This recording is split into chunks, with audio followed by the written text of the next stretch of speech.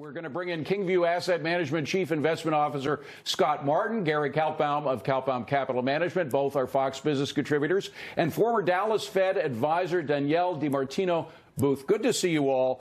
Scott, I want to go to you first because Nicole put it perfectly. The fact that there is more hope than there is fear, not only in the markets, but also in America in general. When you see down moves like this, we've never seen anything point-wise like this, but we have seen percentage losses even more than we saw today. But when you see it in the context of a healthy economy, a generally healthy economy, it doesn't last long, does it? No, it shouldn't, David. And I throw on top of that a healthy earnings environment, a healthy administration, let's say, with respect to its attitude towards business out of Washington for the first time in 8 years. So there are tailwinds, and I think you and Nicole did a great job there. You know, Nicole talked about how if somebody's watching these markets tick by tick, or let's face it, today 50 points by 50 points, because it wasn't tick by tick, which is very unnatural, by the way, which shows you something's going on, as she noted. You probably shouldn't be in these risk assets. You should be in stuff like CDs, money markets, maybe a lot more heavy in bonds than you are in equities, just because there are risky areas that probably got overinflated, because that's what markets do. Gary Kay talks about this a lot. Markets overshoot on the upside and they overshoot on the downside, and now we're trying to find that equilibrium where fair value is to be attained. Yeah, and you look at those numbers, Gary, it is scary, a 1,200-point loss. But you got to remember, we've had, what, an 8,400-point gain since the election in the past 14 months since the election itself. I mean, that's a huge gain. You pointed out earlier, it usually takes 6 or 7 years to get that kind of a gain. We've had it in 14 months.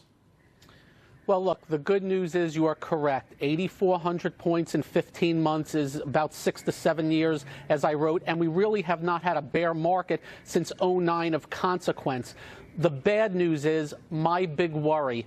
I think we have ended up here with a one-sided trade, everybody on their comfy couch thinking nothing can go wrong with the markets, and we may be starting to unwind this crazy, over-the-top, easy money that has been coming from our central bank and central banks around the globe, which I believe has puffed up asset prices.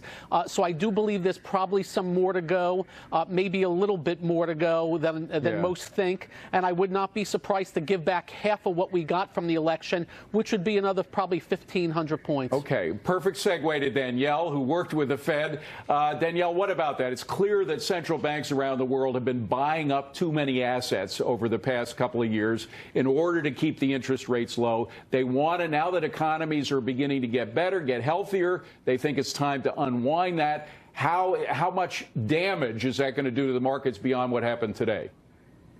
Well, clearly we're going to find out. I mean, if market history is any guide, then we will see a very robust turnaround Tuesday. We could see we could see up trading for the rest of the week. But to your point, last year it was as if Enron and Lehman Brothers and Bear Stearns and AIG, it was as if they all were crashing at the same time, because central banks had a record $2 trillion of quantitative easing pouring into the markets, which put all of us clearly on our comfy couches. This year, though, that run rate is expected to be cut in half, $2 trillion to $1 trillion. And if the stock market is as it's supposed to be, is as it's advertised to be, a forward-looking mechanism, then it's potentially anticipating, you know what? The doctor's only going to give out half of the methadone to the patient in 2018. We're going to start to anticipate that and sell off. Well, the good news is we did see the bond market rally today. We did, but the bond market is in trouble because what happens when the central banks give up these assets that they've been buying over the past few years is the marketplace is filled with all these bonds. And when you have too much of something, the only way you can make it more desirable if it's a bond is to raise interest rates. Won't that do damage to the market? Well, you know, unfortunately for Jay Powell, he came out of the gate. He's the new Federal Reserve chairman. Go ahead. Today, he had a video up, and I was impressed with his poise, and he was very articulate. But he made the statement, you know, I'm happy that the financial system is so much stronger than it was back in '07, '08. And what did he get for saying that? He got a little flash crash on his hands. Think about Alan Greenspan, who came to office in August August the 11th, 1987. At least he had a 2-month honeymoon before Black Monday. But poor Jay Powell on his first day of work. Yeah, look what's imagine this him. being your first day of work at the Fed. It's extraordinary. I mean, hello. But the question Quickly, is he going to blink? Is he going to blink and begin to truly unwind the balance sheet? Or is he going to pull back on that commitment? We'll see. One of the guys wanted to chime in. Go ahead. Yeah, David, I just wanted to add one thing. One of the outcomes of easy money is risk-taking and leverage. Margin interest as its highest ever times a zillion, and it is your best friend in bullish phases. It's your worst enemy in bearish phases as greed turns to fear very easily. Right. And somebody, let's say, that has 300,000 in stock, but 100,000 of it is on margin, that margin has to come off first. That fuels the selling. Okay. And I'm not even sure that's happened yet, so it's something to watch very closely. Well, Scott, let's just talk about the economy for a second here, because the economy is doing damn well. All the indicators are positive, and we haven't had the full effects of the tax cuts to come in. We haven't had the effect of all of that cash that's been abroad coming back that's going to be invested here in the United States. We haven't had the effect of all of the raises in salaries as a result of the tax cuts and the extra bonuses. People haven't had a time to spend that money yet.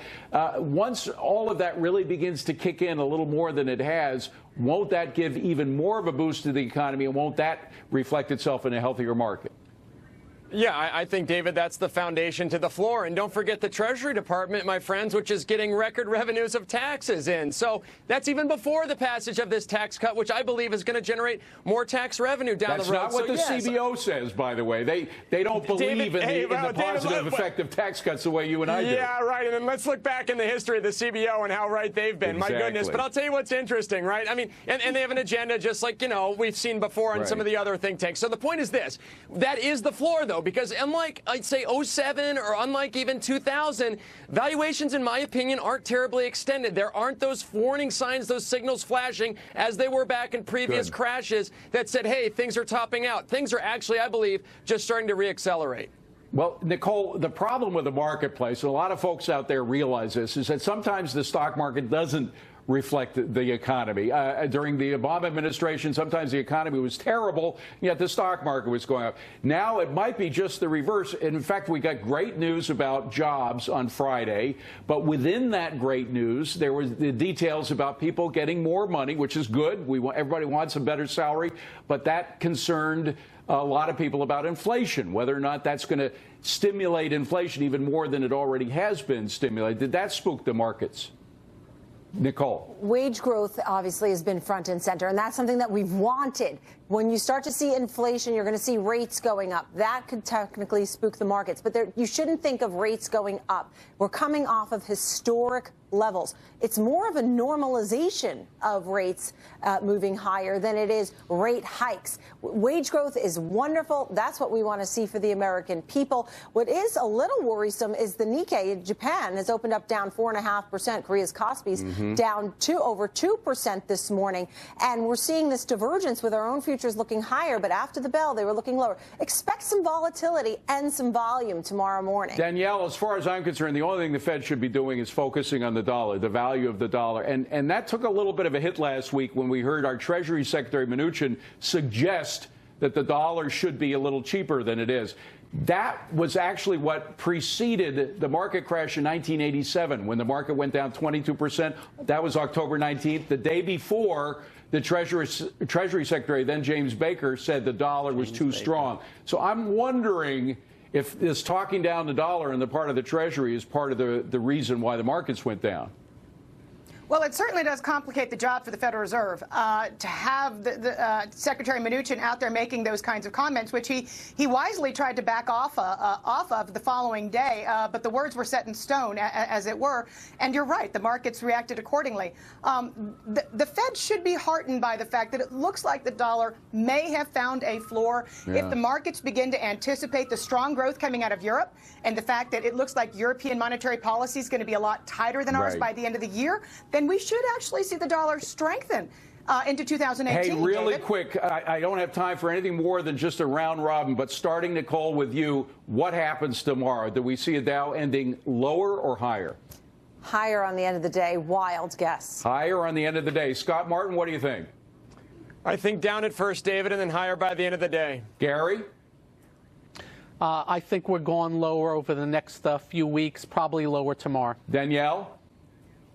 I would agree over the longer term, but tomorrow should be turnaround Tuesday. We should close higher. Turnaround Tuesday. Hey, clock's that's right twice a Even day. Donald Trump would like a phrase, an alliteration like that. Thank you very much, Scott, Gary, Danielle, and Nicole. Thank you, everybody.